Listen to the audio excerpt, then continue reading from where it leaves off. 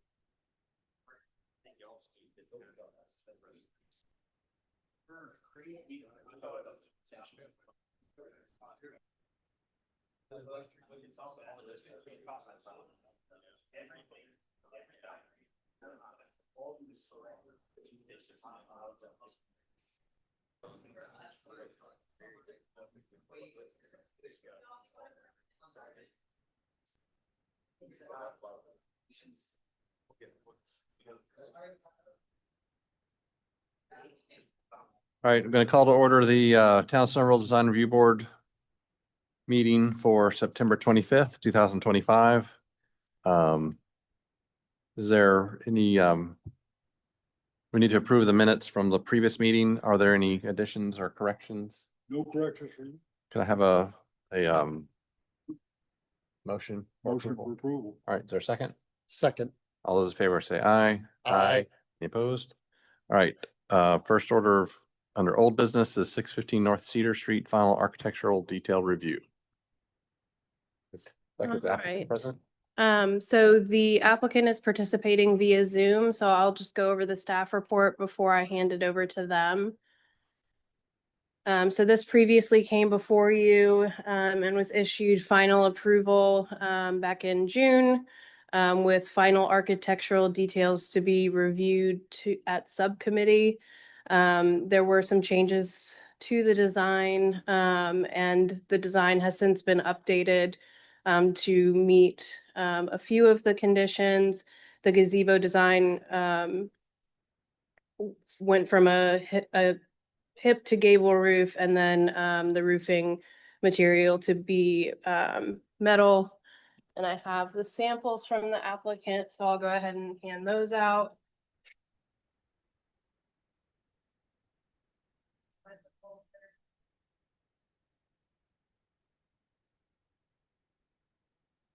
So the other, there were some other minor changes to the plans, which you'll see represented in the drawings, and the applicant will highlight for you and explain any differences between what was previously approved and what we have today. Just so our folks with WODA and the architecture firm are aware, I printed out the previous submittal just so the board would have access to that to reference. So unless there are any questions, I will go ahead and hand it over to the applicant. This is David Merrick. Can you guys hear me? Loud and clear. Yes. Great. Sorry, I can't be there in person. I'm in Western North Carolina at job sites today.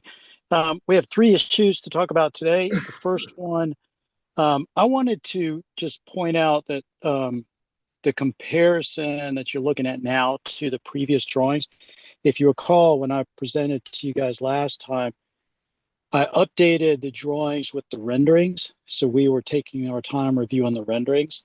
So the first item about the awnings is not a change. You guys saw that before, and I pointed that out, and you guys were okay with the revised awning design.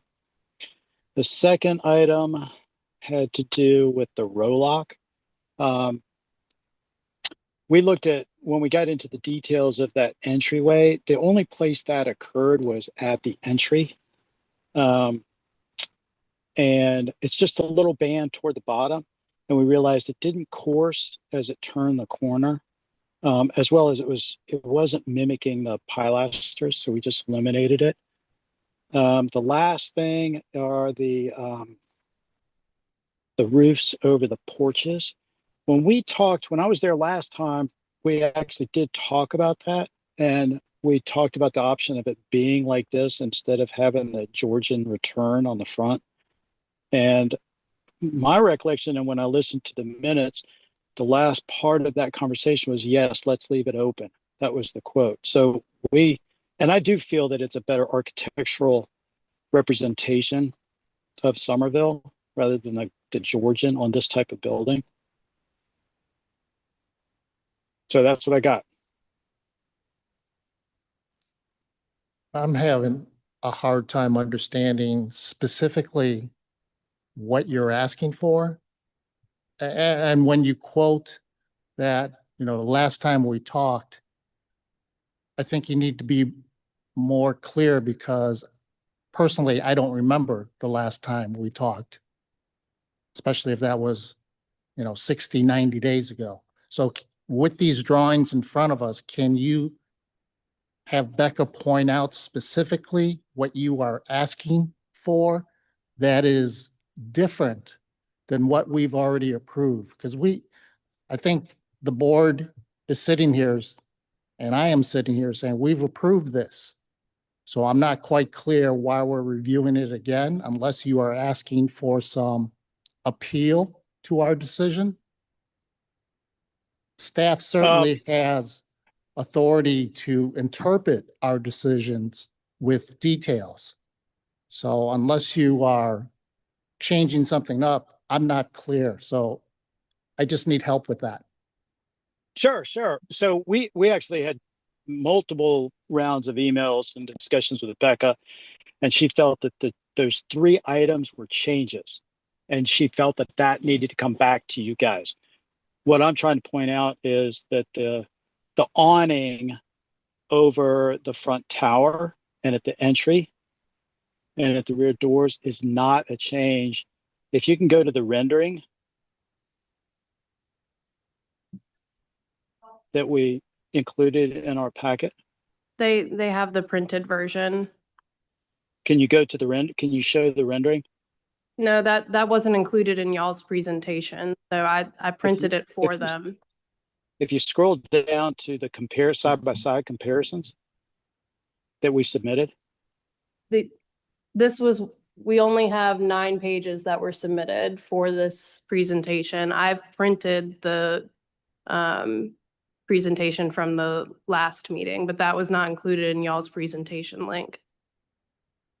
No, I'm saying in the one we uploaded, the one we're looking at right now, there's a side-by-side comparison of the previous one. I see what you're saying. Because that may answer his question better. You scroll down, scroll down to the awning, because that's what I'm talking about first. Yeah, there you go. So that rendering on the left is what we submitted and was approved.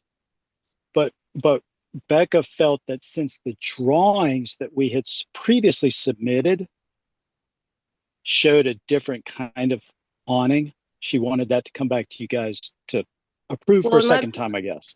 let me clarify here, in talking with our subcommittee, the subcommittee also felt that the updated drawings did not match what was approved in other minor details, but the major items that I felt I couldn't approve were the ones that I discussed with y'all, but I did mention that our subcommittee felt that the drawings did not match what was approved in other facets, not in just the specific ones, but that there were concerns about just the plan not relating and being the same as what they approved. So I was just, kind of talking in between you guys, delivering messages back and forth. So I just want to make sure that's clear that nothing came directly from staff. That's fair. That's fair. What I guess, okay, just backing up. What's shown on the left here is the rendering that I presented at the meeting that we discussed. And I pointed out the awning over that window, the upper left of that rendering. Let me ask you a And question. that's, sure. I see on the previous submittal that Becca provided the board, and on sheet A 2.2, and I don't know if you have that, David, in front of you. Let's disregard the rendering right now, but look at the architectural drawing that's labeled A 2.2, which is the enlarged elevation of the front. So is the essence that staff believes that the canopy over the entrance is a substantial piece of architecture with brackets?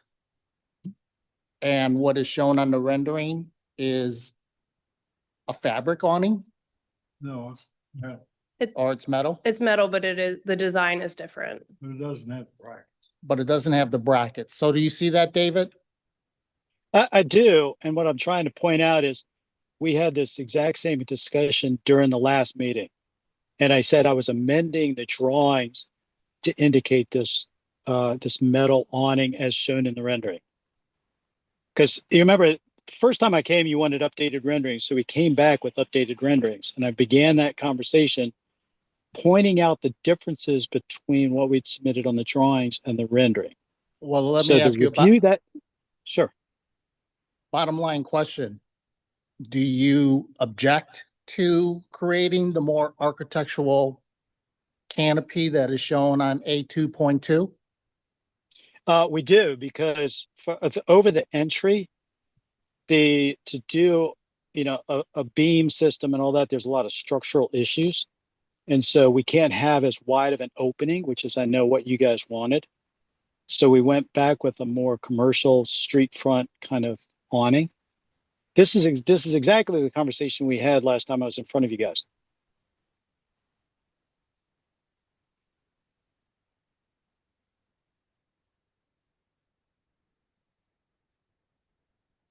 So then they're doing what we asked them to do last time.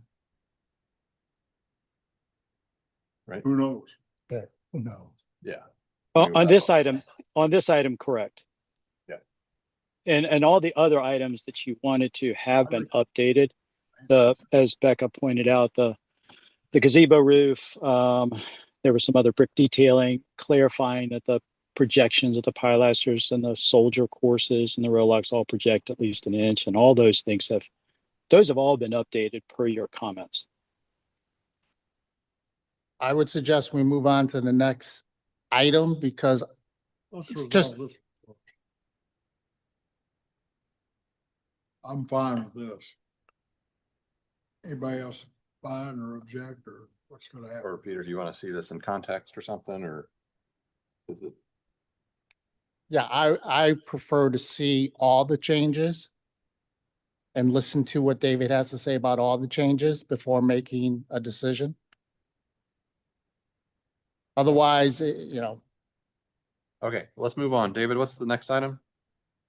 The next item is, it was pointed out that there was a change in the front entry there's a row lock. And this is really hard to see, but if you look to the left, like under those, yeah. So there was a row lock that was inserted there. We didn't talk about this last time. This is a change. It's a coursing issue of how the brick turns the corner, and then we'd have to cut a sliver of brick underneath that row lock. And we felt like it would be better to just have the columns extending straight down like all the pilasters on the building.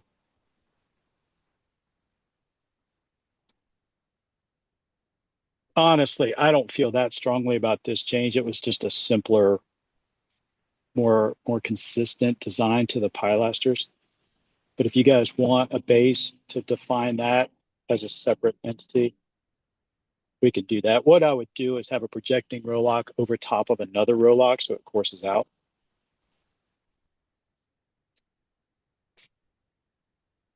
What is next? The next thing is and the only last thing that's a difference from what you guys requested is the roofs over the porches. You can see in the bottom of that page right there, what we had proposed before was a sort of a Georgian return gable. And we had found a couple of houses that had that. And so it was consistent. The conversation we had when I was in front of you guys was like, would that be better just as shown on the right side, which is sort of more not Georgian, but more bungalowish, which is more representative of Somerville. I went back and listened several times to the conversation. And the last comment that was made was, yes, let's just leave it open. I interpreted that to mean that you were telling us that you preferred to have it as proposed on the right. I don't like the right. Say that again, Bill. The open gable, what you're seeing horizontal lines in that gable on the right is the lines on the building. The gable itself is open so that wind can drive rain into that porch through the open gable. I'm sorry, it's not an open gable. If you look at the photos of examples in the neighborhood that we provided. Yeah, there you go. Those are, it's like that. The difference between the two designs is that there's not a shelf, if you will, running right to left in front of the gable. Right, so it's still got the horizontal beam. It's got the siding in it. It's not open. It's similar to the rendering, except it doesn't have that return on the bottom of the gable. That's correct. It's not Yeah, open. that's fine. Okay. That's fine. Yeah. Yep. That's okay. All right. Any other changes? Not from what you requested. That was it, right? Yep. All right. Let's discuss it internally for just a second. You have a question? Well, yeah, I've noted some other inconsistencies on the drawings that Becca provided us at the last go around versus what I understood to be the board agreement. And I'll point it out real quick. And this is a great drawing. So if you look at the right elevation, the typical porch, the height of the gable roof above the top porch is X. But then if you go, can you scroll down, Becca? Oh yeah, that's good. If you go to the left elevation, you can see that the gable roof is squatter. So it's not the same height. So therefore the gables and the roof are not matching. Was that intentional? Or are you going to match all the porch gable roofs height-wise? And then the cornice of the building above those gable roofs height-wise? So that's a really good catch.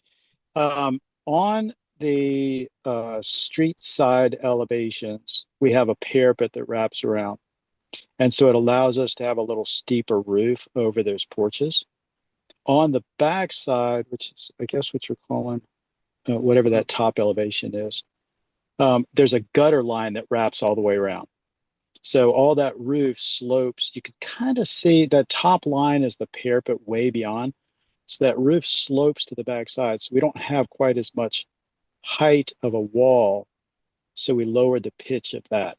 We could change the ones in the front to a flatter pitch so that they would all match. But we kind of felt like it's 4 stories up in the air and it's on it. You would never see them in comparison because this is on the backs on the parking lot side. I And we think you felt will. like, I disagree with that statement because I think the fascia, the horizontal boards that you're showing infilling the gable, you'll notice that one is a lot shallower, maybe 3 or 4 boards, while the other one is 6 to 7 boards. So I would almost go back the opposite because I think a steeper gable makes more sense than a shallow gable. And I'm not quite clear on the reason that you cannot have the steeper gable everywhere. You talked about a gutter, but I don't understand that. okay, so if you're the top drawing there, that back side has a gutter that wraps around. If we did a steeper pitch on that roof, it would go up above that gutter. It's possible. I mean, we could run the gutter to it, but it would be up above. It's not a consistent, this is not a roof that has internal roof trains where the parapet is the same height all the way around. I would like it to see a consistent porch roof. And my preference is the steeper slope. So what you'll end up with, that's fine. What you'll end up with is a gable on the backside facing the parking lot that goes above the roof. So that relationship between the peak of the porch roofs to the parapet would be different. And I can't do anything about that because that's the way the roof drains. Well, that would actually be better. That would interrupt that long straight line that's kind of boring of gutter by the 2 gables. So it's better to, Okay. All right. All right, I just have a couple more inconsistencies that I need clarification on. Your soldier course, and just pick any soldier course. On the detail, the soldier course is in the brick, is flat against the facade of the brick. And is there a reason why you're not projecting that out the 1 inch like you're doing everywhere else? Can you show me what detail you're talking about? I think it's probably the soldier above the windows, About the second floor? above the first and second floor. I noted, No, where's the detail that shows that? Because we updated that detail to show that it projects 1 inch.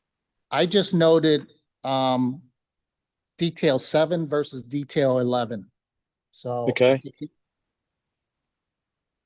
I don't Can you have the look at page those? number. It was the brick details. Let's go to those details.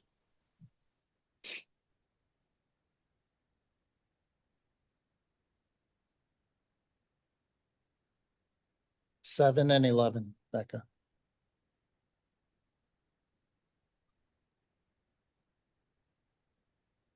So yeah, it's the soldier course above the windows. That's detail 7 on A4.1. So actually zoom right in right there, Becca. It notes right there 1 inch projecting soldier. 1 inch projecting soldier header typical. So that is what we're doing. Okay, but if you look at the detail, it's not shown that way. The new detail?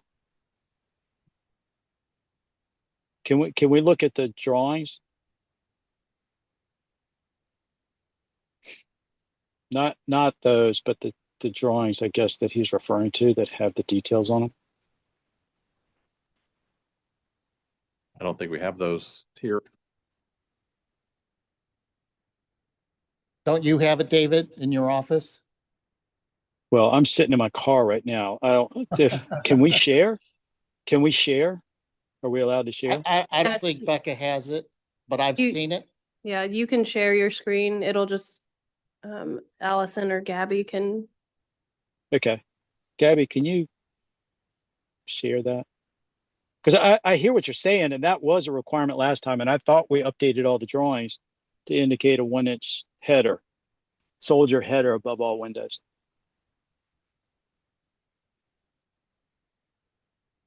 I don't think we have to get into it. If you agree that all the soldiers are gonna be 1 inch projected beyond the face of the wall, then that's good enough.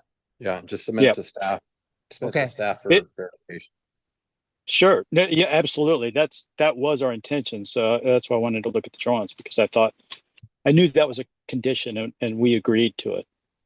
Another detail is the width of the window trims. So if you look at the, elevation that's shown today, I mean, Yep. you have a nice wide window trim along the windows in the hardy board.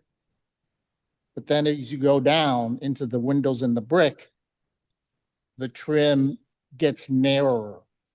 And is That- there a way that you can match the wider trim around the windows in the brick facade? It's certainly possible. That was a discussion we had last time, and what I pointed out was in all of the brick detailing that we found in Somerville, there was always a brick mold. It was a smaller brick mold, thicker trim around it, but it's not as wide. And that's what we were proposing, and that was agreed That's upon at the normal. meeting. That's normal. I would like to see the windows emphasized. And then one last, and this is probably a minor detail, or maybe just a drawn detail. On some drawings and more in the rendering, there is a concrete table that this building is sitting on before the brick starts. And on the details, the brick is going all the way down to the landscaping. Do you know what you're doing? I don't know if brick should. Yeah, brick is going all the way down. Can we look at the rendering so you can point out what we're talking about, what you're talking about? Yeah, the brick goes all the way down to the footing.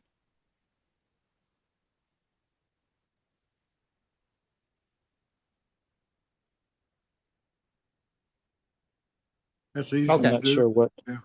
Okay. Again, it was just the inconsistency. Yeah, Right, I'm just not so- sure. And it might have been a rendering issue, but yes, the brick goes all the way down. Okay. So do we want to, We need to talk about the 3 items on this, which is the awning. So what are the feelings on the awning? I prefer the bracketed architectural awning because it adds to the pedestrian experience that we want to emphasize for this building. Likewise. Okay. Agreed. So, and the second item was what again? The row lock on the The 1-inch projection. yeah, the 1-inch projection on the row lock, but on these bottom sketches, it was the row lock on the left side Right. versus the right side. I would prefer what was shown on the left, which is that horizontal piece right here. What are the 2 vertical elements that are about 4 feet tall on the right-hand proposal? Look like brick and case trash cans. I think it's, Bill, if you look at this rendering here, They're pilasters. I think that's column in Pilasters. front. It You- was- How far off the building are they? You'll have to look at the site plan. That was a specific request at the first meeting. We did not have them, and you guys wanted some pilasters out to designate the entryway. So the landscape architect put a couple of those little columns out there. Well, those are little columns, not pilasters. Yeah, those are standalone Columns, columns, little- right? Standalone columns, right? Do they Yeah. have something I to do with, misspoke. do I see a fence there? I think it's landscaping, Looks like there's a a bench bench. in yeah. between. Yeah. So we prefer the row lock, So as you're shown on the gonna left have side. those- Gonna have those no matter whether you put the roll lock in or not. Yeah, on the rendering, it shows a roll off. Yeah, okay. So I before the think roll-off- if you still had the landscape drawings, I think there's, and Gabby can correct me, but I think are there 4 of those? I And think there's I one see, up against, I see 4 red dots on the landscape rendering. yeah. So the That's- one that's closer to the building is only a couple feet off of the entry brick. So there's still room that- for the roll-off then. Sounds like. Sure, sure. And All right. can I just get a clarification on that? Because I need to course this out, would you be okay with a projecting roll lock over top of a flush roll lock? Yeah, Yes. Otherwise, I've got a projecting roll lock and then a cut brick that's only about 1 inch tall. Yes. Okay. All right. Any Alrighty. other items? Did we cover all the items they? So if I could just repeat back to you what I have. So we talked about the um roofs as far as both where are they here? I thought we had a sheet with just the roofs on there. Is the porch roofs project higher to match the street side? Yeah, porch roofs to project, to all have the same projection. And we are okay with leaving this quote unquote open Yeah, without a not return. having to have the Georgian return. Okay, no Georgian return, correct? Correct. Correct. the porch roofs will all be the same height as far as pitch, Which is high, which matches the street side. which matches the street side. The ridge line. The brick soldiers 1 inch projection as detailed. We talked about the trim for the windows. I don't know if that y'all want to make that a condition or if that's just something you want them to study. It should match. It should be wide. So the trim within the windows that feature brick as their surrounding material should match the ones within the part of the building that has the siding. Yes, So Yeah. all the windows. all windows. Okay, got it. Wider brick trim. Now Can we're I seeing- get a clarification on that? You mean the sides and the top, not the sill, because it's got a different sill condition. The Or do you sides. want a picture frame the windows in the brick? Yes, So you want it on the sill as well? Not necessarily. not necessarily. Primarily the sides. I think if you did the sides and perhaps the top, because you have to do the top, below the soldier course, that would satisfy this condition. All right, anything else? Becky, did we have anything else? No, Gabby, David, Allison, do you have a good understanding of what we've just discussed before they make a motion? David, did you hear that? Yeah, I did. I'm thinking to make sure that I do. And because obviously I want to avoid making these changes and sending them back in and then I would having say, them I come would back to you guys. suggest this is that whoever makes the motion based on Becca's comments, if there's any clarification needs to be had, can be done at a subcommittee level and not have to come back to the full board. Okay, y'all good with that? Yep. David, did you hear what I I said did, there? thank you. Okay. Let me get back to the window trim. Because I could see another comment coming up. In fact, the image we're looking at right now, do you also want the same width trim at the doors that are in the brick, like this one that's got the awning over it? Not Are necessarily. you you're okay with the brick mold there? Yep. Would It's you not allow us allowed. the option? Would you allow us the option? Absolutely. Yes, yes. Okay. I'm just thinking, you know, masons and siding people, all they want consistency. And if we're trimming everything the same way, let's just trim the doors the same. But we'll work through that one. Okay. Any further discussion? I'll make a motion for approval based on Becca's comments, which just high level was porch roofs, no Georgian return, brick soldiers, with 1 inch projection, wider brick trim, around the windows, on the door is optional. The architectural awning. Hmm? The awning. Yeah, the awning, Right. with brackets. And the other condition of my motion is any further architectural refinements of this nature would be handled at a subcommittee level and not come back to the board. Okay, is there a second? Second. Any further discussion? All those in I'm sorry favor? to interrupt, You but can't- since there's discussion, No, it's, when you say, it's internal discussion to the board. oh, okay, sorry. Um, all those in favor say aye.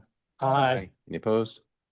David, I think if you call Becca and you need to discuss any of these details further, I think the subcommittee can take care of that for you. Just one quick question. In your motion, you said awning as in singular. Names, you- say plural. Did you No, mean the it's all- main entry? It's all of them. Okay, that's all I was asking. Yes, all of them. Yep. Even on the backside over a utility door. Okay,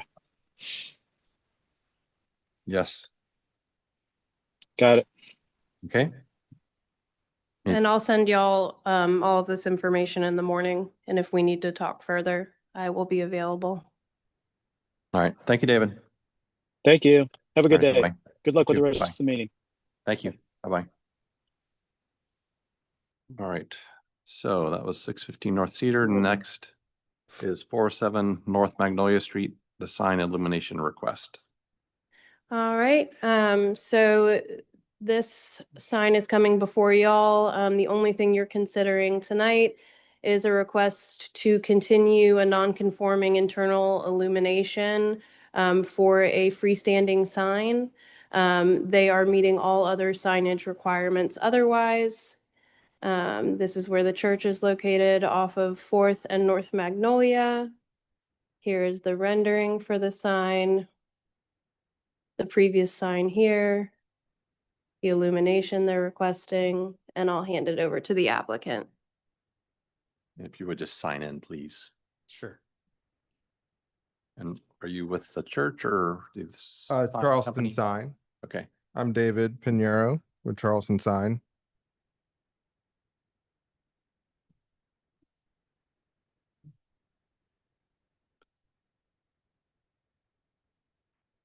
So what we're proposing is keeping the backlit illumination that is existing and upgrading it a good bit, to be honest with you. Right now, the entire face of the existing sign, the blue and the white, are completely backlit. And what we're proposing is an aluminum routed face backed with acrylic so that only the letters would illuminate and it's not a bright white background, to kind of make it a softer and more expensive look to the area and a little easier on the eyes when people are driving by and things like that. Very good. Anyone have any questions or concerns? So I don't know if anyone from the church is here. The notification of special events or sayings, the church no longer wants to do that. Well, they can't do Are it. you with the church? All right. Any further discussion? As long as the church has approved it, I approve it. I like it. All right. Is there a second? Second. Any further discussion? All those in favor say aye. Aye. Aye. All right. Thank you so much. Thank you. Next is the same address with addition to the existing church. You could come Okay. up and make sure you sign in. And is your architect present? No, sir, and I'll explain why. Okay. So this is the same location. The property is zoned DMX. They are asking for conceptual to get some feedback before they start advancing the project forward and engaging design professionals. So the proposed addition to the existing church does not present any zoning compliance issued. We talked about that at our TRC meeting in August. The parking calculation will just need to be verified by staff prior to DRB final review because they are losing a few parking spaces, but we'll work through that as the project progresses. But as this is a conceptual review, I don't have any further comments. And I will hand it over to Mr. Driggers to talk you through what they're proposing. Okay. All right. I didn't quite hear what she said. You said you're gonna talk us through what you're proposing. Oh, okay. So we had the drawings on hand. And so instead of getting them drawn up, I'd like to do is see if you would approve what we like to do, the outside of it, so to say. Then at that point in time, now we would go ahead and turn it over to a contractor, architect, get everything in order that we know that the drawings are outdated. That's no question about that. But that's the main thing was we hate to invest the money in doing that. And then you say, well, we want it to look totally different. The drawing that you see there, it shows stucco on the buildings. We would rather put horizontal hardy board and and paint it to match the building in the back of it, and, Okay. and make it look better anyway. What's That's that? it. What kind of siding is that, Mo? Right now it's stucco on it, and then the building Would be a hardy board? hardy board. Yes, sir. Hardy board's like we bought. Stucco. Pardon? I'd rather see a hardy than stucco. Okay. Yeah. Yeah. So it would not match the brick, it would match the siding on the. Right. And then it doesn't show it on here, but on the far side of it, we would, it's stucco there, that side of the existing building that you see where the white trucks parked out, the white vehicle there. Yep. Yeah, right along in there. We would want to put hardy on that side too, to make it all match. All hardy. Yeah, make it look a whole lot better, I think, you know. Mhm. Yep. And that's the main thing. If you said, okay, we accept what your mindset is, then we'll go ahead now, you know, and get an architect involved in it. Let me ask you on some architectural details. This is a good rendering. Your roof projection over the portion of the brick Yes, sir. building, has some architectural significance by it being cantilevered more at the top. Can you do that with the new addition? Everything, so it says, Ken, we've had an architect look at it and Bastion Group it was anyway, and he said that he could do that. He was, from the way it's drawn up inside here, the structural part, he will change that internally a bit, but the outside, he feels like he could do that because you're right, there's a lot going on with the roof there. And we want it to look uniform. Okay. Yeah, definitely would want it to look uniform. Well, there's a reason for the brick building, you've got a projection on the gable end of the building that you don't have in the gable of the roof of the new addition. There's not a valid reason for extending the roof out Well, to match. to match, They, other than just to make it match. Okay, which yeah. I think has merit. yes, yes. Mhm. That would have architectural design. Yeah. there. Mhm. Not much functional, but architecture. Yeah, there's no problem with that. Yeah. Mhm.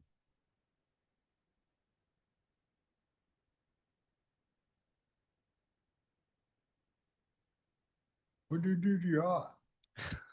I went to go get a minor incision this morning. She said, "You'll be fine today." And she cut it out. And by the time I got home, I can't even hardly, well, I can't see out of the left eye. It's like, maybe I should have listened better, but Good. then I said, I got to go. Yeah, we got to go. We can't, my pastor would get me if I go back and tell him I had a little eye ache. But yeah, I hope, she said it should be fine in a few days, but, One more aesthetic yes, sir. point is more landscaping. If you can add some more lower landscaping to break up this facade that Yes, we're sir. looking at. Yep. you know, It just needs, it's past due that, because it doesn't look as good as the picture showing right now. Right. We're definitely going to upgrade that. Okay, So this picture, the stucco, that's new. It hasn't been built yet, Right. That's correct? That's say that the again now. build. The stucco that's existing in that, Back building, yeah. In the back, back there's a wing. little addition. right here. No, that back No. building is hardy. Hardy. The existing that sidewall, that building is existed existing, except that shows the addition brought forward. That building is about So they have. 20-something feet shorter than that. That they're just blowing away, Okay, that they're just getting rid of. okay. And they're. Yeah, so we're adding 2,200 Oh, square feet okay. roughly. That makes sense now. It's stucco now, the front of it and the side. Right. Rebecca, this one's conceptual, right? Plus Yes. stucco is more expensive to do. Well, we Hardy. just thought it would look better to match the hardy. Yeah, But there's of another course, this benefit- here was in the There's past. another economic benefit. Yeah, yeah. Mhm. So that's a good decision that you're making. Okay. I would like you to consider, right now, when you walk out the building, you're just stepping into the parking lot. That's correct. It'd be, When you walk out the building, you step into a breezeway there, 24-foot property long, covered porch. little corridor, if you will, whatever. And now when you walk out of that now you'll step into a little foyer and then into the, we call it the foyer, but anyway, a little outlet there to step into the parking lot. I would suggest you would consider right off of that porch, not just stepping into the parking lot and asphalt, consider planting or a courtyard or something so that when people come out of the church, they still have an opportunity to talk and congregate and maybe sit for a few minutes. Just something to think about. So it's not just a building plopped down in the middle of asphalt. Now, when you step out of the door right now, there will be about a 10-foot concreted area there. Then it will drop down to the parking lot. Now, we can change that by all means we'd want to. I think it'd be, I'm just asking you to consider it, but I think if they just are stepping into parking lot, with weather like we've had today and our summers, people are gonna open the doors and run to the cars and get out. Yeah. I think it would be, a little more peaceful and special if you added landscape and some shade, whatever you can do to break that walk from the porch to the cars, and maybe taking out a space or two, but just something for you to think about. And that would be another benefit for the. Yep. More cantilevered roof Yep. above, that you're actually providing more protection. Yep. Over that sidewalk. Okay. Yeah, and how deep is the porch now on the addition? Can you tell? What's the elevation look like of the addition again? Back? Yeah. 5 feet? Is that what that says? It's really not. I mean, Somerville porches are usually deeper, at least 8. 10 is a typical usable porch. That porch isn't really usable versus I think there's an opportunity for you to create something where people want to kind of mingle a little bit and talk about services afterwards and that sort of thing. Slide 20, Becca, the rendering. Mindset is probably totally different. Absolutely. Sure. Absolutely was. So But just there. something to think about, Yeah. creating more covered space for people. That's why I wanted to talk to you first. Thank you, sir. Any other comments? I would also recommend that your next presentation is going to be preliminary. That you have your architect attend.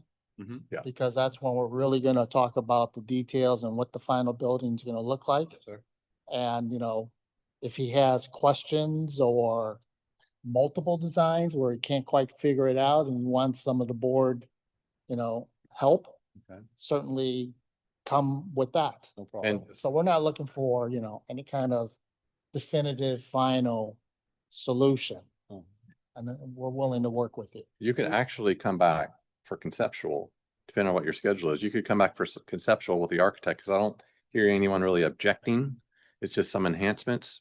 But you could come back with your architect for a conceptual submittal. He could show a couple of different options to make sure he understands, rather than investing a lot of time and money in making the preliminary. But that's up to you. Yeah. And I think Becca could probably help clarify that a little bit with you.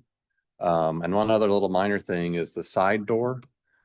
Typically we suggest a awning over the side door.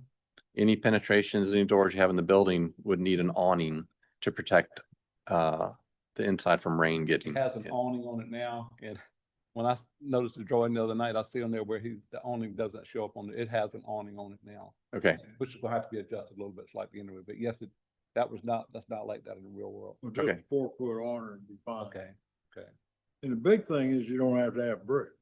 yep. That's the biggie. Yeah. We'd love to add brick, but we know we would never match brick. We've looked at them in close and it's just, you never gonna match them, you know. Is this medallion intended to be internally illuminated?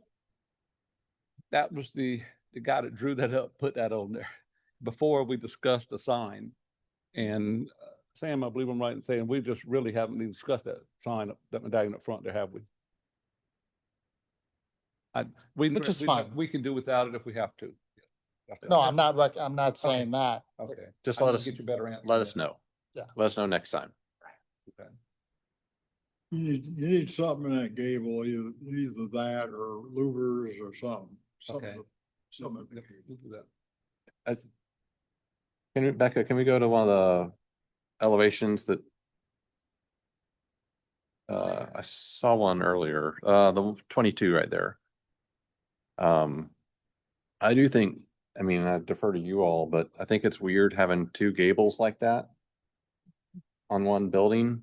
You know, and then it's, what is that called? Just the pitch. Yeah, the fact that that's a gabled roof on the side kind of looks funny to me. I think it's kind of funny to have two gables like that versus a shed roof. But I defer to, I'm not an architect for sure. What's the building gonna be used for, Mo? So when you're coming into church, it's gonna be like a gathering place. It's gonna be the entry to the Meeting for church. entry, yes, it is. It'll be a foyer. Mhm. And now also on the far right-hand side will be a set of bathrooms there.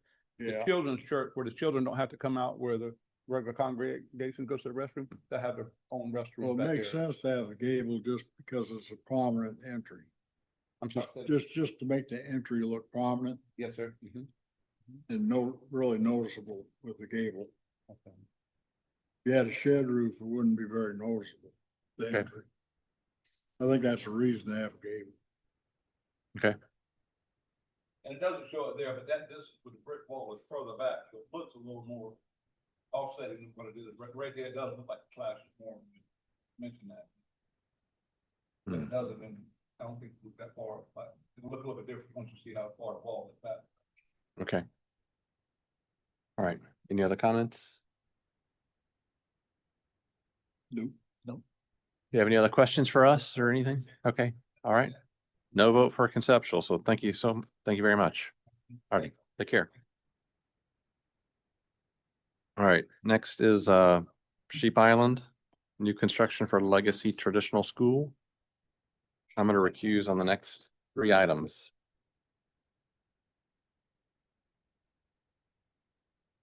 All right, y'all. This went before TRC earlier this week. Much of the conversation related to landscaping items. However, because this is conceptual, a landscaping plan has not been fully fleshed out yet. This may require tree protection board approval, but we're still evaluating that with the arborist and the applicant. Gone? The proposed Good move. signage Well- included in the submittal does not meet the requirements of the UDO. The base is not comprised of materials that are featured within the main school building. Thank you. And the maximum sign height is 6 feet. Additionally, digital change copy signage must meet all requirements of the UDO, which I have listed here.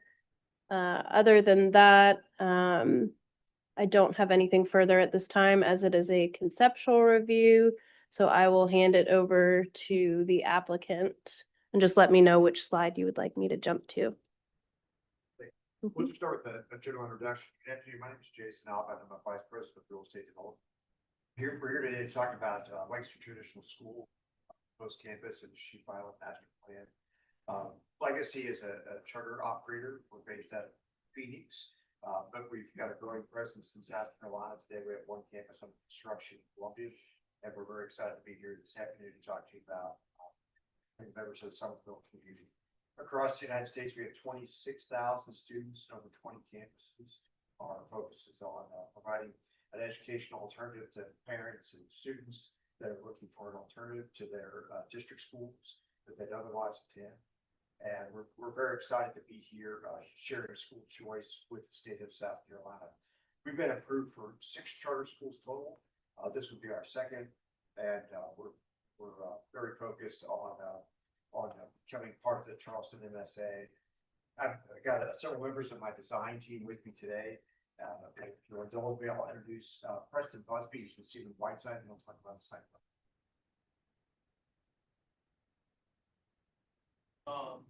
Mind going back maybe to the overall general site? Before we get into the site plan, just more on the school, what grades are we talking about? And it's a private school? So we focus on grades K through 8. Okay. And this is a public charter school. So we receive funding from the state of South Carolina. We are tuition free. So And it's open to more than just this subdivision community, right? It's open. It's a charter school. It's an open enrollment. Anybody that is a resident of South Carolina can be a student here. In the event that we had more students applying, that we had seats available, we'll hold a lottery that would assign seats. And where is the nearest sister school? So we are under construction today in Columbia. It's in Richland County. I don't know how well you know that area, but it's near the Sesquique Park 9640. And how many classrooms or how many students do you anticipate for this school?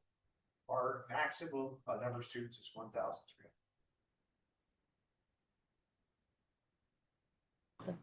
Thank you.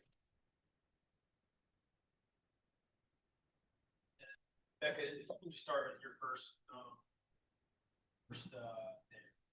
So, just a general overview. This is a project off of Job Rock Drive, underway. It's part of the Sheep Island PUD. And so, you mentioned the neighborhood. So there is a neighborhood in the back of this, and the intent is this is a great location for a school, not just because it is within that development with the schools here, but just the greater Nexton area, the greater Summerfield community. That entry road is currently built, recently built and recently closed out, and they're under construction. And then Becca, you can scroll to the.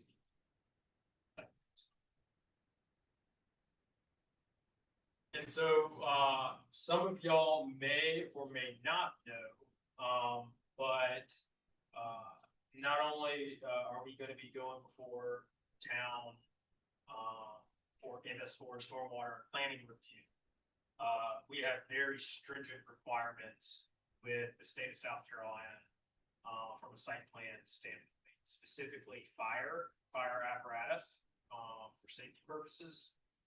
And then also with SCDOT, they have a specific division of SCDOT that specifically reviews and on-site circulation within schools. It's completely separate than any off-site KOT. We've had a lot of meetings with them and a lot of calls. They have some very stringent requirements on stacking. And if you any school around here during pick up and drop off, parents get in line very early and they sit and wait, and it stacks up onto the public roads. And so DOT across the state is making a extremely hard push and increasing their stacking requirements on site to eliminate off-site stacking on public roads, really for safety purposes. I start out with that because this is probably not design that you've probably seen for on-site stacking. We have 10,000 linear feet of vehicle stacking requirements from the state of South Carolina that you're having to implement on the site. And so that on the plan east side is going to be the main entrance for the stacking. Parents would enter there. circle around, and it will then become triple stacked throughout. It'll meander to the rear of the site, come down to the existing pond. There's an existing pond on the bottom left that is shown in this area. It'll loop back around on itself and then come to the front of the site where it's going to pitch down from 2 lanes, 3 lanes to 2 lanes, and eventually come down to 1 lane, so that students who are in the passenger side car will get out at the front of the school, and they don't have to cross over traffic. And so throughout all the schools that DOT has looked at, this was the option that we went with. There is an option to do a large field of parking, a large open, when I say field, a large parking lot, and they line up like a toll booth. That is not really a great design, in our opinion. To someone who worked at a school for 30 years, that's probably not real advice. And so that was I would say a struggle to get the site plan to meet those requirements. Yeah. We do have the employee parking up at the front, surrounded by a stormwater detention pond. That kind of more act as a little feature on this site. We have a small. Actually, I don't think there's not a required buffer for the PUD on the backside, but we have created a little barrier with some remaining trees that we're going to try to buffer, specifically to the industrial site to the left, and then to the north. There are existing protected wetlands. One of the comments, I know landscaping and the landscaping plan, that will be a robust landscaping plan per town requirements and be provided to you at the time of preliminary DRB. But at this time, it was for to show the layout of the school, positioning of the school, circulation. And then we do have some tree save areas. What's shown on the tree save areas at this point in time up in front at entry, those are just grand trees. So there are more trees in that survey that when we get into more formal design during the preliminary study, the grading and the drainage, circulation, fire apparatus access, that we will vegetation that are surrounding. With that being said, I'm going to turn it over to the architect, and then once he goes, then we can questions on the site again.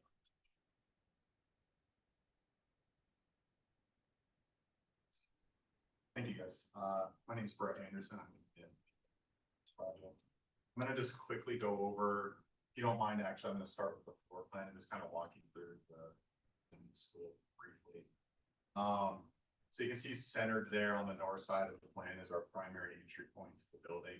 Come into a nice double high lobby space where there's a secure entry point. So it's a single entry to the school for the safety and security of the students and staff. Right behind that, there's a shared gymnasium cafeteria space. The gym does have a full-size basketball court in nature. Adjacent on the north side of the gym, there's a raised platform area. Presentation. And then from kind of that central area, there's really classroom wings that go each direction, create the L shape. Obviously, we have a bunch of general classrooms throughout the building, but there's also specialty classrooms dispersed throughout. It's like art classroom, science lab, piano lab, things like that. And then along those classroom wings, we have some shared restroom facilities for kids. So that's the second story. Sorry, you can click on the second story. Very, very similar to the first story. Once you get out of those areas, really just classroom on the second story. Moving on to the elevation. Actually, if you could go to the rendering, please. Yeah, so the primary focal point of the building is this main kind of monumental portico. It has some large white columns and some brick at the base of the columns and some brick along the wall there. Lots of windows in that space, bringing natural light to some of those office areas.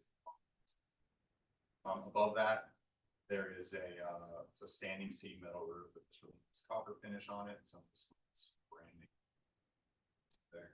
And then on each side of that portico, we have, you know, and really throughout the entire facade on both sides of the building, have this kind of massing that pops out at some of the classrooms. So we have, you know, some change in the facade, and then we do the same thing at the parapet of the roof line. Just provide some variety in the facade, complying with some of the requirements. See some of those zoning. The materials for the school. So as I mentioned, we have brick kind of throughout on the elevation. We try to utilize solid, light pink colors to kind of go with the general Jeffersonian feel of the school, or some of that low country design. Alternating paint colors to provide that variety on the facade. And then, as I mentioned previously, we also have the standing seam metal topper at the. So that's just kind of an overview of the style and the architectural elements of the building, the floor plan. If you guys have any questions or comments at this point. This rendering is not of the whole site, is it? It's just, No, that's the site's conceptual. Yeah, at this point, Right. it's just the rendering is really just to show the look of the. There are two buildings on site, correct? No, sir. No, I thought it was all two. No. No. what is, I thought just one. Okay. can you describe the materials? I understand the brick, but I don't understand the What's gray the or the rest? white. That's just What like is a it? smooth, Evis finish. And we have brick kind of in various locations. So the gray material is ephes and then the white material above that is ephes? And we do some trim at the windows too.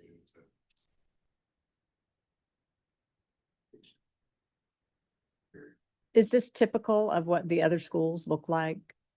Yeah. Or do you try and do something unique for a location? Some, Or it's some pretty minor typical? tweaks. I mean, like I said, Legacy has this Jeffersonian architectural style. It's kind of tied to the traditional nature of the school. It kind of fits their look. I do think there's some overlap with some of those elements naturally and some of the things that are. You had mentioned in your talk some low country Yeah. motifs. Can you point those out for us? I just think the covered porch of the portico, if you will, the columns, just the brick, light colors. I mean, I understand what you're saying with what their tradition is, but the front is kind of bankish looking, like a bank. like- I don't know. Yeah, Institutional. yeah, it is It's a kind of. Bears bank. Yeah, it does look like a bank, sorta. I don't know. And then, you know, you're talking about a K-8 school, you're talking about young kids. You want to be inviting. I don't know that that's very inviting for a young child, but I get where you're coming from. But I think things could be softer, if that makes sense, and a little more welcoming, knowing that we're talking about a building full of children. Yeah, I think in their experience, that kind of monumental approach to this building kind of Right. makes the kids feel like they're entering something special, you know, more so than traditional school. But I also can understand kind of maybe bringing something down to a human scale at their size. It's a small human scale. Yeah, So- I mean, you're talking 5-year-olds. That the older I get, the more that looks like a baby. K through 8th grade. Yeah, so, yeah. Now, high school? Sure, I look at that and I'm like, okay, right. Mhm. But maybe not necessarily for a K-8 school. So you've built a lot of these in the Southwest, Arizona, Vegas, Nevada. Correct. What have you done for window shading? It's not showing anything on this rendering. Sunshade, Yeah, I mean, they usually just handle it. So just blinds? Is there anything part of low country architecture? Are, you know, Bermuda shutters? Is that something that you would object Be a lot to of shutters. or something? It's something we could certainly, Sure.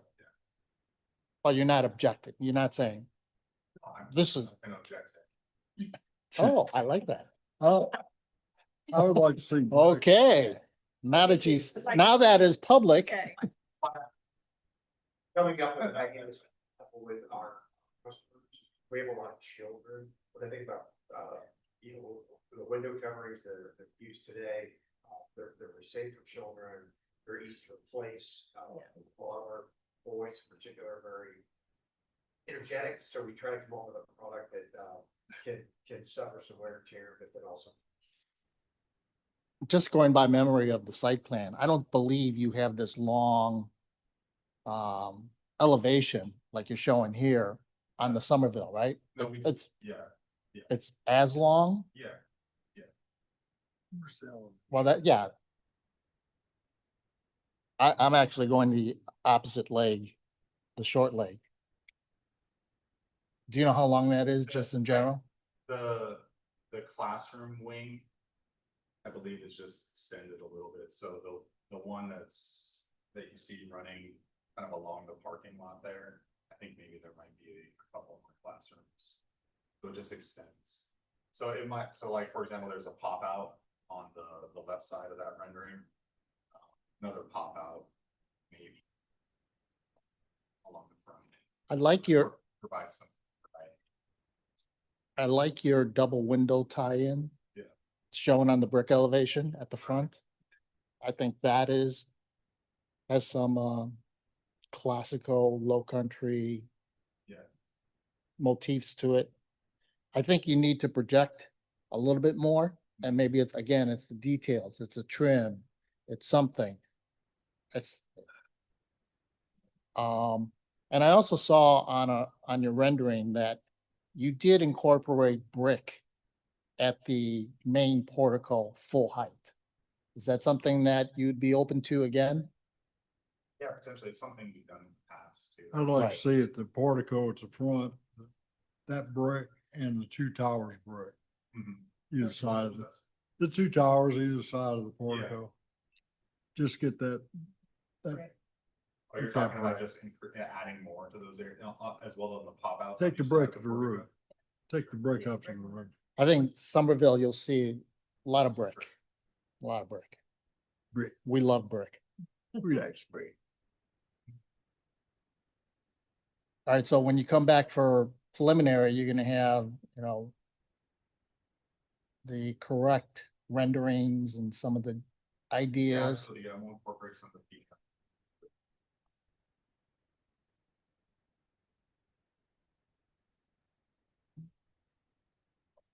Anything else? Do you have any questions for us? I do not. How about If landscaping? there was any feedback from the site, I think you should bank some of the curves, so it becomes a nice NASCAR track. That would just encourage our parents. Well, they do that anyhow. I think we'd like to see some landscaping on the sidewalk at the front of that building too. Yeah, I think we will have a landscape plan at the next. More level. landscaping Well, we're seeing here. plan and a good place or site rendering. Yeah. To show the landscaping. And then one thing we didn't touch on, but in the back is, we'll show specific playground area. And then the multi-use fields in the back.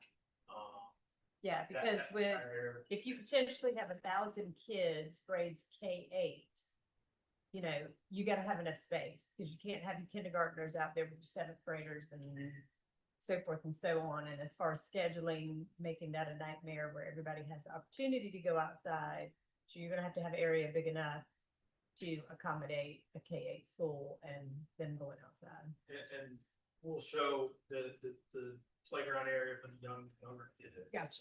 The multi-use that you can see the soccer and the baseball. Right. Kind of there. And then we can also provide, areas for scale purposes. The whole site is 15 acres. That multi-use, is probably 2. So it's Perfect. it's a pretty large Yeah. space. And you'll need it for that type of school, for K-8.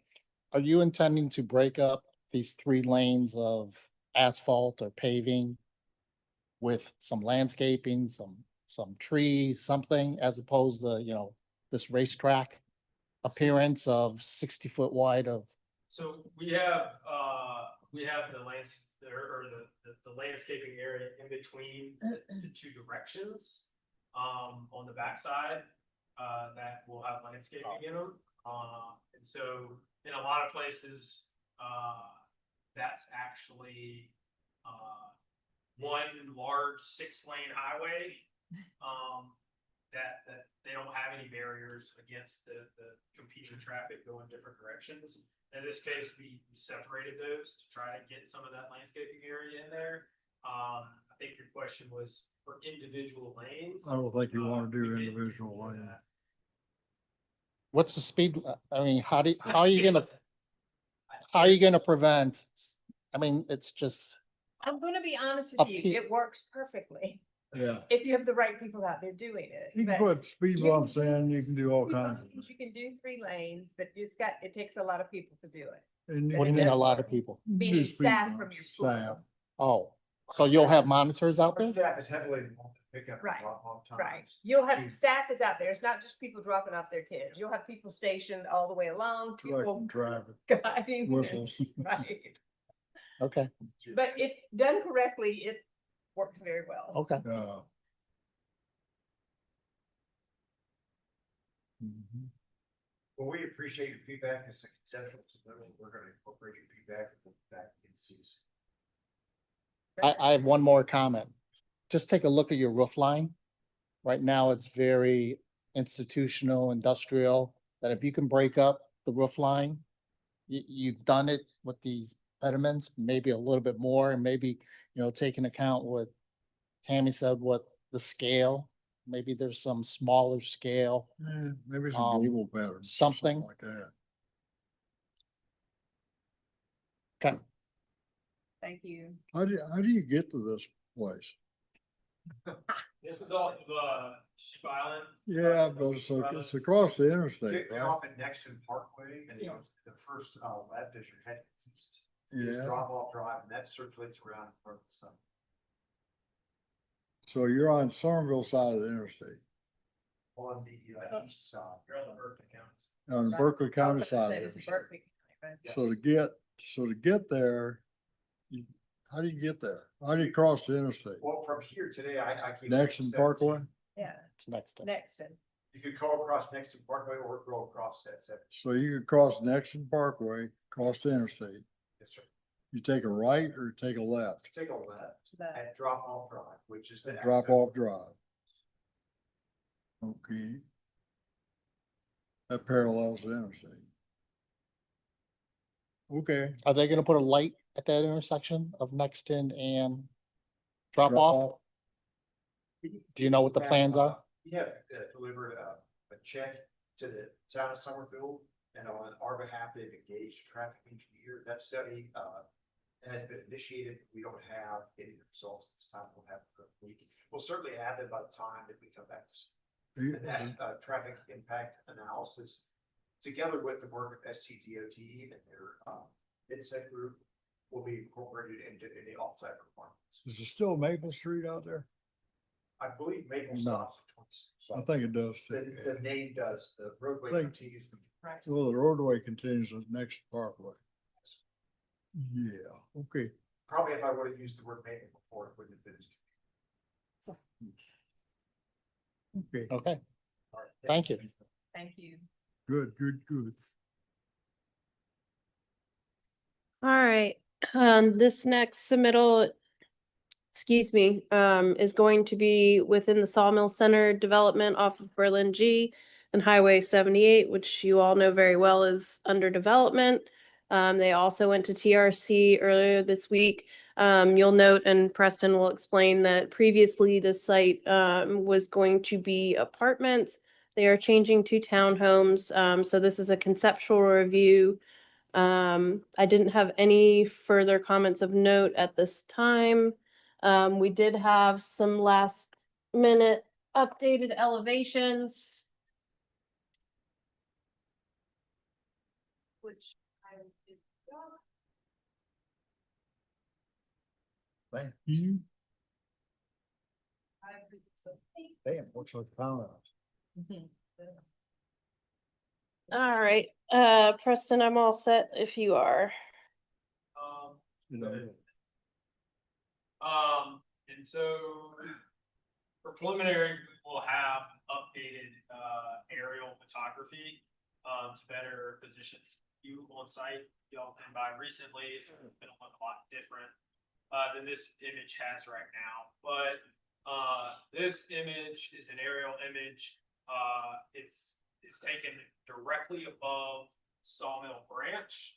And so this is from the back of the site, looking at Berlin G. Myers. So you have East 9th North on the right side, Grandview in the middle on the left, and Berlin G. Myers is back.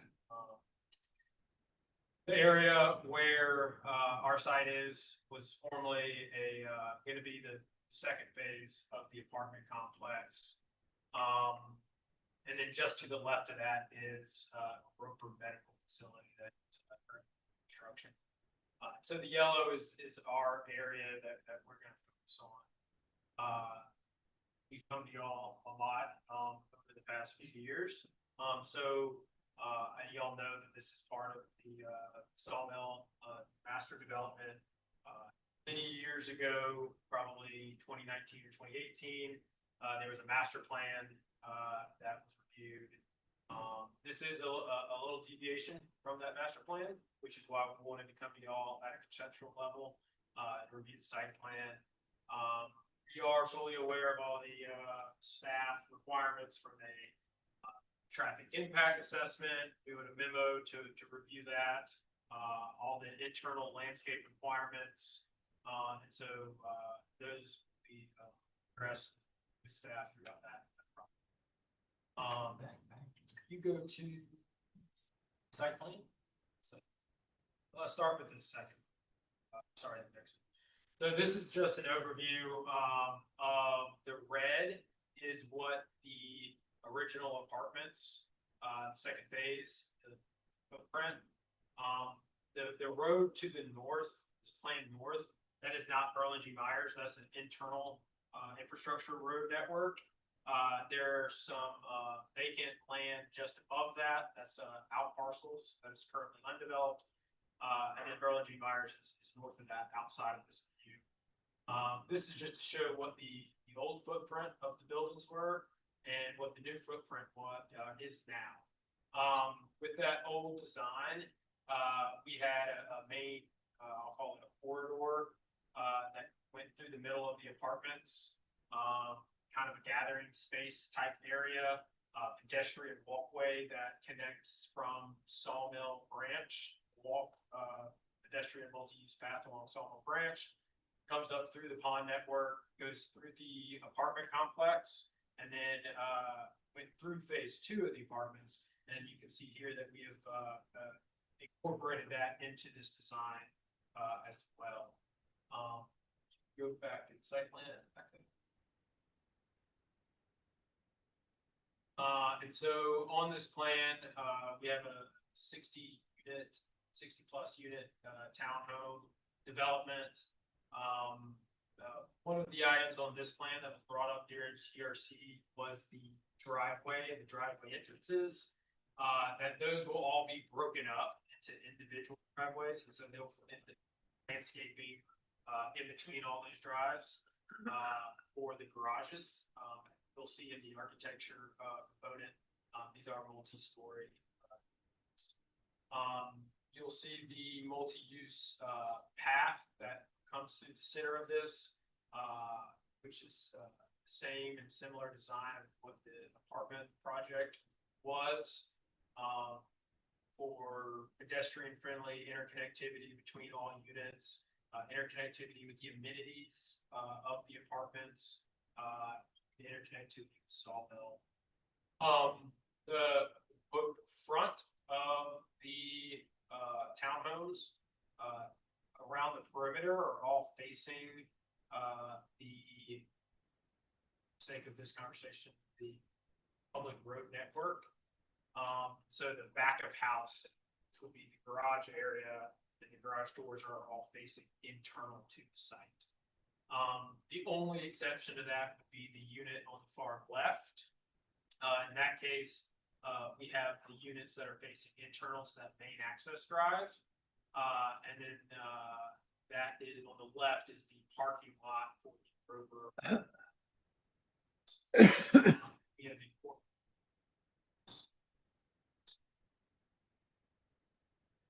That being said, I will turn it over to the architect.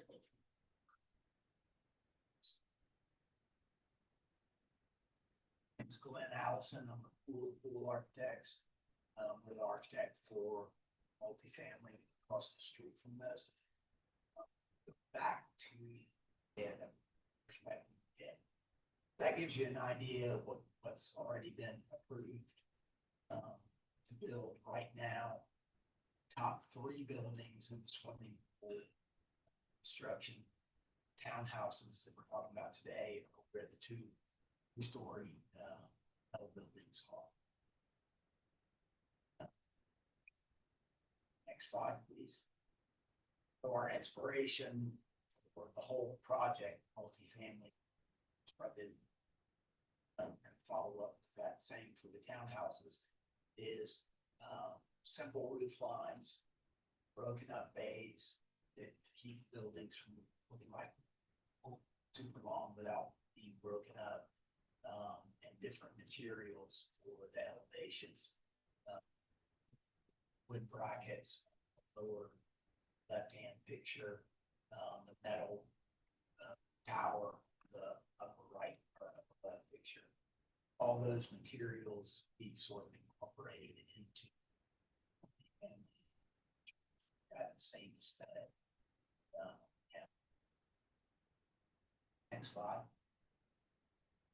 That's the what's been approved for the 3-story where we're doing townhouses now. And the main thrust behind the townhouse is to diversify family product going to market.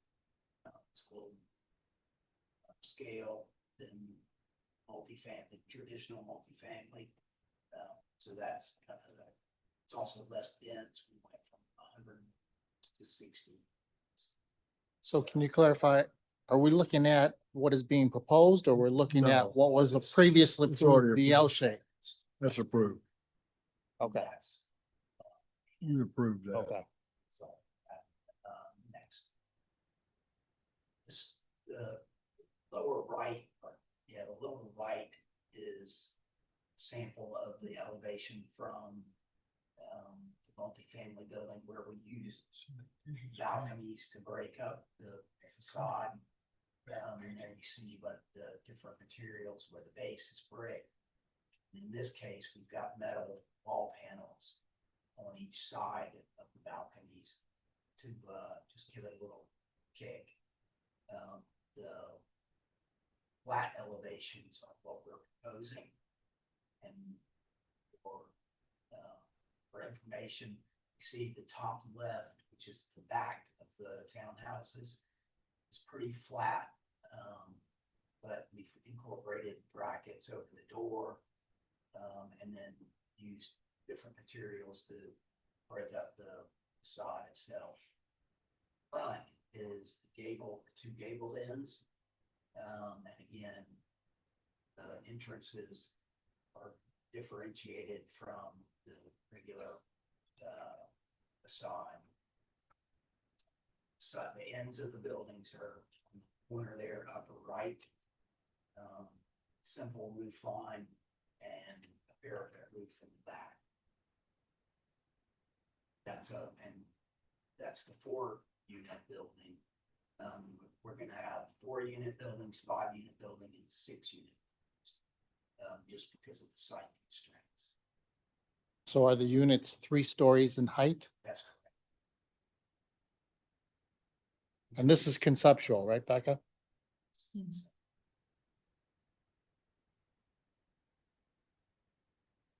then I gave elevation perspective, which clearly shows front side. We tried to break that up with some, the elevations breaking up. This is the street front, more entertaining landscape areas. So the slope roofs will stand the same metal, What's that? standing seam metal roofing, This would be asphalt. asphalt. The brackets, the canopies will be standing. Main with upper asphalt. Asphalt shingles, okay.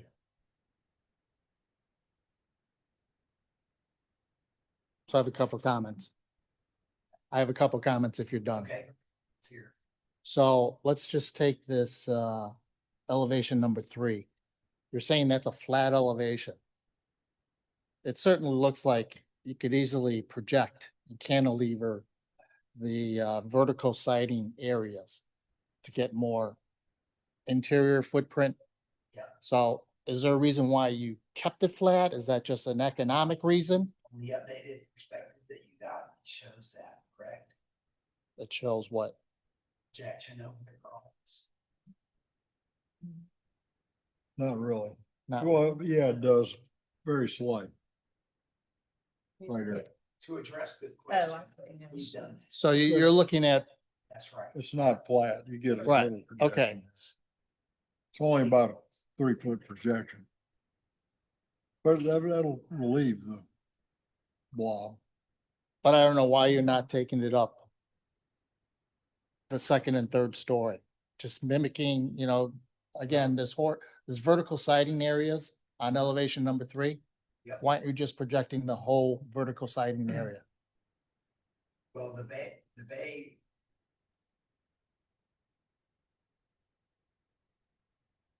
Mhm. this black portion will be projected. Okay, over the garage door. Okay, so, For the Okay. second floor. Yeah, so this whole elevation's changed. that's right. That's why, that's the purpose. of Oh, the update. okay. Yeah. Okay. Okay. Okay. So yes, you're getting rid of flat facades, which is what we want. Correct. Good. I think, did you work on the other apartment buildings I on did. site? Okay. Certainly, I think the material choices and the use of different materials is great, very nice. I have some site plan issues. Comments, I should say comments, not issues. Just one little thing, just go back on the elevation. Again, let me just check on this one to make sure. So, carriage doors on the garage or carriage motifs for the garage doors is more low country versus just what you're showing, solid panel doors. Something with some You know, lights. you know what I'm talking Window about, light. carriage style? Okay. Is that something that you can incorporate or is that? That'd Sure, still be okay. overhead doors. It'd just be carriage appearance.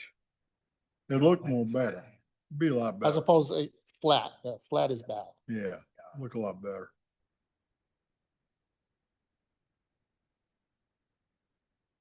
And this is not for sale units, right? This, These are for sale, aren't they? No, this is for rent, right? For so rent. you're just calling it a townhouse because So of, so then, makes it a townhouse. it's just the design, the layout, right? But yeah, So our client has been here several times. Yep. He plans to own this. It is not being subdivided, into multiple throughout. So the internal network, is not gonna be a public road. Can we go back to the site plan? No fireplaces? No fireplaces. Don't hold fireplaces. Don't see any. Are none that show. I don't see it. Okay. Just checking. And what if you rent these units, you have accessibility to. Correct. Yeah, so. The amenities are shared between the apartments and the townhouses. So just again, this is conceptual, just comments, other townhouse projects that we looked at. The developer always took advantage of the corner units. Besides just having window exposure, wrap around porches, something on the corner, something that wraps around, you may want to consider that. Porches. I don't see any porches on this, like the old, let's just sit outside, rocking chair. You should take a look at that too. I'm still struggling with this whole internal ring is basically an alley for these units. I don't know if that's appropriate. And that's the feel that you want to give to these internal units, that they're surrounded by an alley. I'm sure that's where all the garbage cans are gonna go, et cetera, et cetera, so. Okay, but again, it's still the alley, so there's gonna be cars haphazardly parked, et cetera, et cetera. Well, it's a 24-foot wide street, which is normal. Are you, It's normal width. are you banning guest parking on this road, or will the opportunity to guest park? Every neighborhood in Somerville's got a 24-foot roadway network, and every neighborhood in Somerville has people parking in the street. So yes, to answer your question, it is 24 foot. We do have, and we understand, guests and where they park. And so, for the units, there's a garage for one car to park. Obviously, most people have two cars. And so right outside of the garage, we've, positioned these so that there's enough space for, another car. Two more park in cars. front of the garage. Well, we're gonna have to split these up, because to have landscaping in between.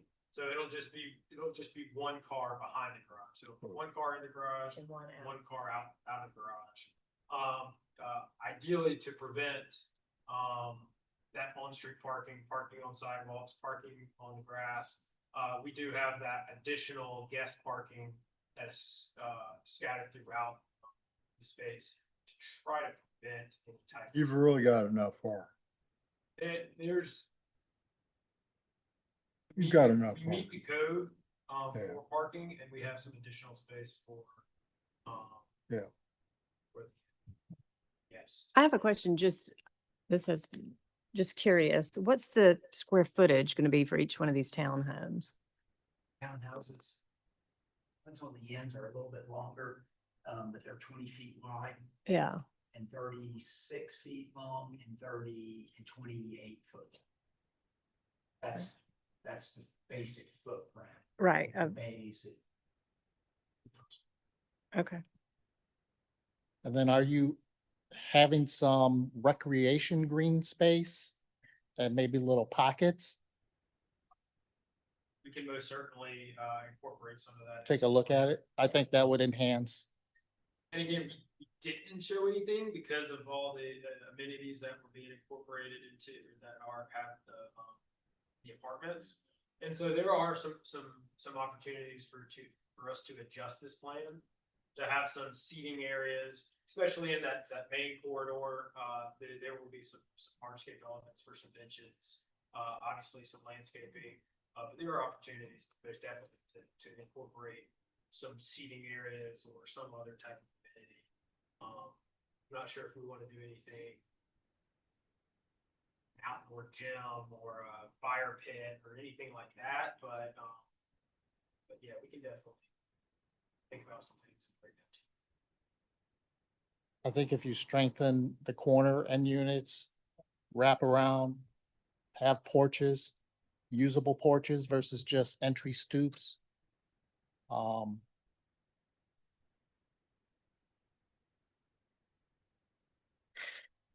come back with, you know, a landscape plan that really breaks up this back of the house alley Yeah. look.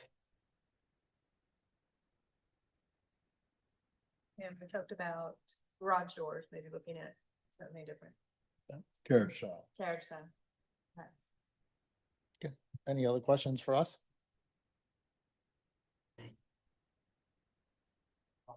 Thank you.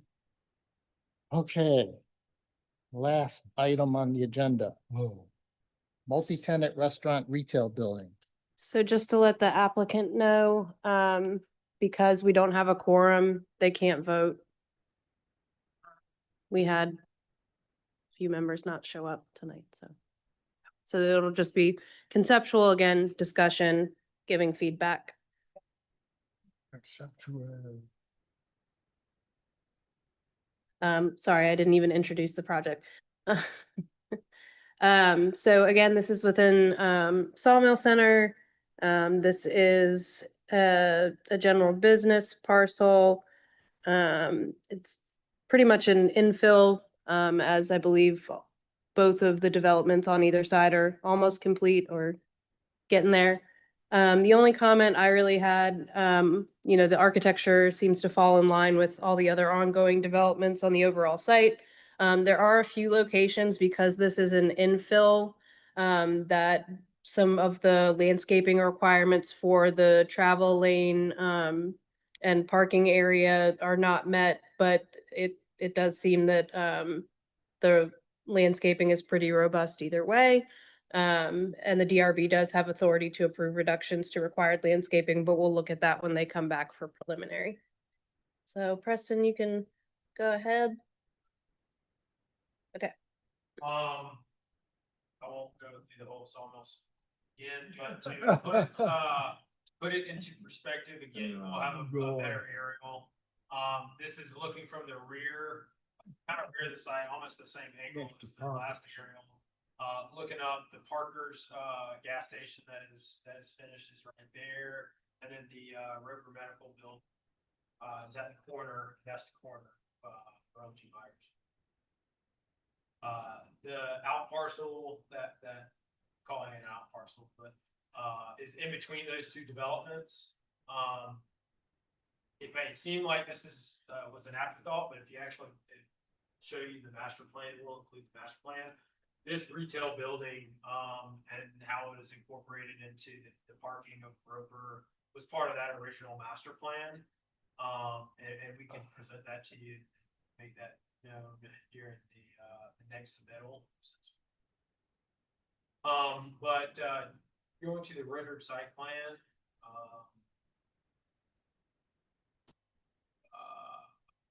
Erlen G. Myers is up there to the north. The Parkers will be to your right, and the open parking area for the Roper is to the left. That is a shared entry aisle. That was part of the master plan that comes into the site. Take a left and you can go into the parking area for the Roper. Take a right, you get to our parcel building. Parkers left a connection to the bottom. That was a little interesting with the location of where that's provided and the parking of Roper. And so that's why we have a little unique kind of curve in the parking, but I think that does create a little bit of uniqueness in this plan. We are going to be connecting at the north along Erlen G. Myers. There is the required based on the development agreement and master plan. That is the main buffer for Sawmill. You'll see that those are existing plantings on the right behind Parkers and existing plantings and asphalt pathway on the left. We are just going to be connecting dot. It's going to be the same size, same material as those. Steve Whiteside did the overall master planting plan for the buffer, and Parkers adhered to that, Roper adhered to that, and we are going to continue that with our plantings. We show that connectivity to the building entry areas. to that multi-use path. And I think one of the areas that Becca had mentioned, staff report, was about perimeter landscaping.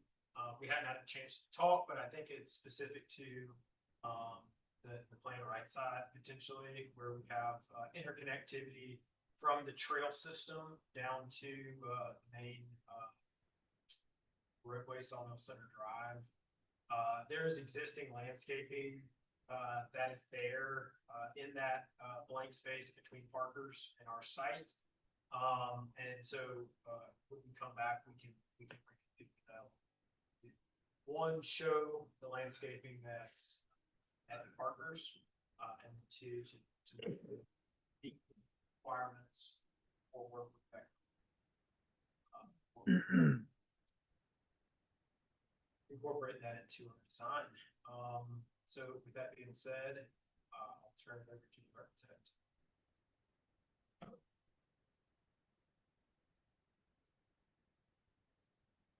My name is Chris Altman, SMHA Architects. These, not a very large building, it's about 5,500 square foot retail building designed for 3 tenants. Two major forms sort of comprise the building. There's the permanent gable form that runs east-west, which is parallel to Burlington G. Myers, faces Burlington G. Myers. And there's a low roof component on the back side of the building facing the parking lot, also clad in brick. So hyphen connects the two. You can see the west elevation set back and plane, so it gives some horizontal relief from this brick. Besides being a one-story building, trying to get some height and scale to the building proportions to the building was important. So we've introduced vertical brick elements you see on the 2 gable end walls, as well as the back portion of the building. Was corbelling that occurred at the top of that, kind of harking back to some details of the Hartford building.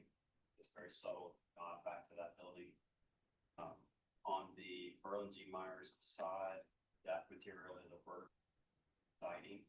Again, trying to add a little bit of verticality to an otherwise very horizontal building. We're extending the roof down to give a covered bracketed entry area to those entry points. And then we added some shed dormers for the signage, trying to really incorporate the signage instead of it just being applied to the building, really make it all part of the building itself. On the south elevation facing the parking lot, bringing that brick around again, using it to define the 3 tenants, smaller hyphen locations. Treating the signage in a similar way, where we're bringing that corbel brick recess up to a corbel brick area, helping to define where that signage will go. Windows material-wise will be aluminum storefront and asphalt shingle.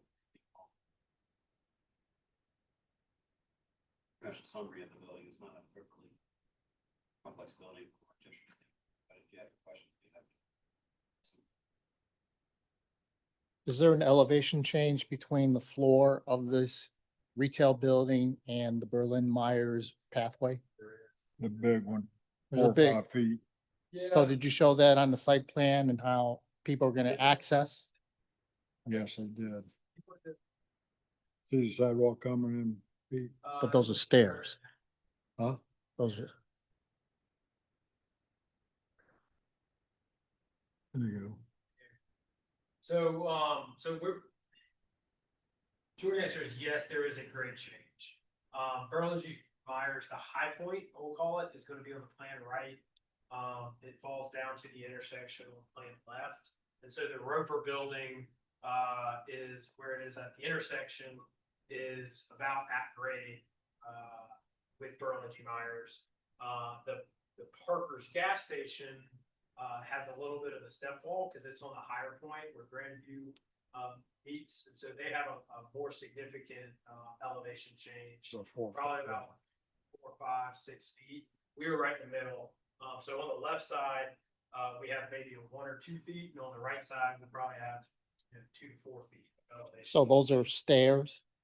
There No. will not be any stairs in this. Ramp. The grade change is going to be from the right of way to the multi-use path. And we're restricted by the elevations that were provided to us on one side and the other side. And so that grade change is going to match what the Parkers has, in between Burlington Myers and, the multi-use path, where they're making up 3 foot of grade there. The difference between the Parkers and us is that several feet of difference. I think on their plan, they did have a couple steps that came down. We won't have to. Are the windows on this elevation clear or are they opaque? So you expect some pedestrian traffic to come into these retail units from the sidewalk? There's a possibility, yeah, those are meant to be the tree. Very slight. Very slight. Very slight, but we don't want to treat it at the back of the building, right? Good. So we have entry points on both sides. And then you have landscaping, I assume, between the pathways going into these buildings? Yeah. I'm sure there will be. One of the materials that was on the master plan and you used sporadically throughout was Core-10 steel. Have you ever thought about adding some accents of Core-10 into this building to make it part of the sawmill? Again, little trim, something. Or you can put it on the shed roofs that you got in front elevation. I think that would Yeah, I think that would look good. The shed. Tie roofs the on building. front elevation look good. North elevation. 14. Can we, Give a little more interest. is that pathway connecting the Berlin Meyer sidewalk to the small Sawmill Creek branch? Is that required by the master plan? Or you're just doing that? No, we're just doing that. So, on the side where, the townhome development is, it has the main path that goes from the Sawmill Branch all the way up to Burlington Myers. In this case, and come back, I'll present a full master plan to show. But there is, several months ago, we came to you with a grocery user. That main grocery user, its entry aligns with a crosswalk on the Sawmill Center Drive. That crosswalk aligns with this property line that comes straight up, and it just felt like a natural location for interconnectivity across this portion of the state. How many more parcels are unresolved at this point for this whole development? On this particular, I'll say quadrant of Sawmill, so we are in the, Becky, if you want to go into the aerial imagery. So we're gonna break this up into quads. Yeah. We're in the, I will call it the northwest quad. This is the last parcel in the northwest quad. Huntington Bank is gonna be the first parcel on the northeast quad, is going on that corner. The rest of those are vacant. There is another, the last, other than those that are undeveloped, there's an out parcel along Highway 78. And that was presented at a conceptual level, incorporated with the grocery development. And so that development will be as part of this quad. This is the last remaining parcel.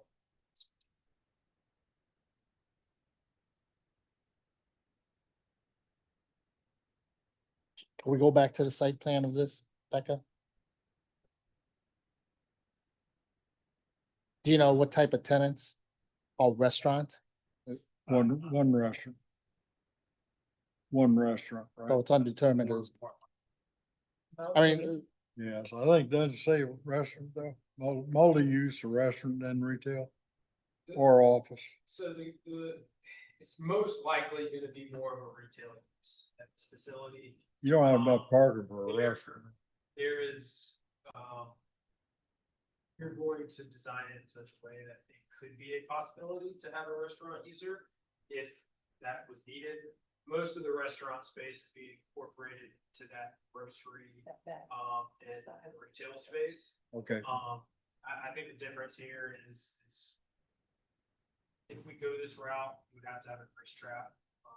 That would be really the only difference, whether we do that or not, is up in the air. You mentioned parking, and so we are, throughout the development, we're conscious about parking. Also don't want to seize the parking too much, as much as we can. So they've been broken up a little bit throughout. We are doing, ULI shared parking, for higher development. But because it's kind of broken into quads and you have the apartments on the far side, you have Roper on the far side, you don't want to really do shared parking as an entire whole development. People parking in the apartments are Roper. So what we've looked at is we've looked at it kind of as a whole development, but I've also looked at it to.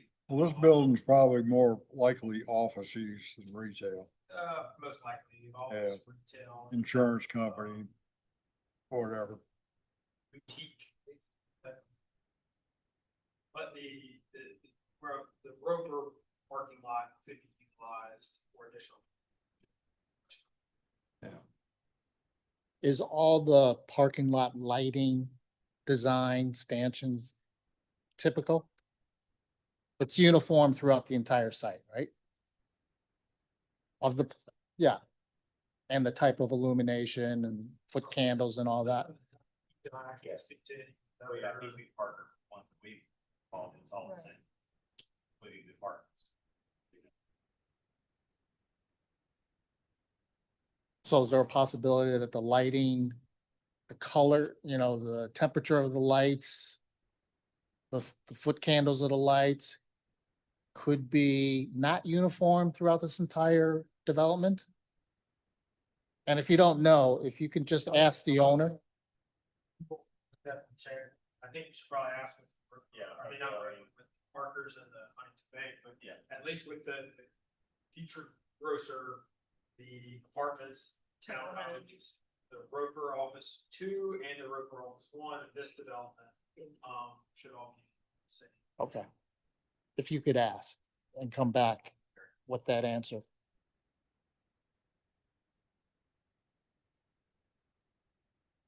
Okay. You have any questions for us? Thank you. Thank you, Mayor. Thank you. All right, y'all, I don't have anything else for you, so unless you have questions for me, we can get a motion to adjourn. Motion adjourned. Is there a second? Second. All those in favor say aye. Aye. Amstrad.